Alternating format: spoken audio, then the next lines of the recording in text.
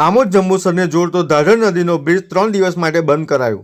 આમોદ જંબુસર વચ્ચે national highway number 64 ઉપર આવેલ ધાઢર નદીનો બ્રિજ જર્જરિત થઈ ગયેલ હોય ગંભીરા બ્રિજની દુર્ઘટના બાદ આ બ્રિજ ઉપરથી ભારદારી વાહનોની અવરજવર ઉપર પ્રતિબંધ મૂકવામાં આવ્યો હતો અને ફક્ત નાના વાહનો તથા મિની એસટી બસને અવરજવર માટે છૂટ આપવામાં આવી હતી। આ દરમિયાન કાર્યપાલક ઇજનેર રાષ્ટ્રીય ધોરીમાર્ગ વિભાગ ભરૂચ દ્વારા ધાઢર નદીના બ્રિજની મરામતની કામગીરી હાથ ધરી હતી।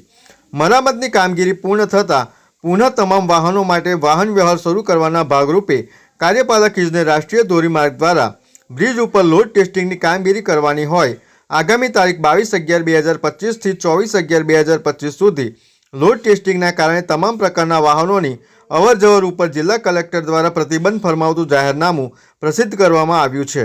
આ જાહેરનામાના જણાવ્યા અનુસાર આ સમય દરમિયાન અવરજવર માટે વૈકલ્પિક માર્ગ તરીકે ભરૂચ તરફથી જંબુસર તરફ આવતા ભારે વાહનો માટે આમોદ સમા હોટલ, 3 રસ્તા, સરભાણ ગામ, દિલ્હી મુંબઈ એક્સપ્રેસ હાઈવે, પાદરા જંબુસર તથા જંબુસર તરફના ભારે વાહનો માટે દિલ્હી મુંબઈ એક્સપ્રેસ હાઈવે, પાદરા ટોલનાકા ભરૂચ તેમજ પાદરાથી ભરૂચ તરફ જતા ભારે વાહનો માટે દિલ્હી મુંબઈ એક્સપ્રેસ હાઈવે, દહેગામ ટોલનાકા, ભરૂચ ટોલનાકા રૂટનો ઉપયોગ કરવાનો રહેશે।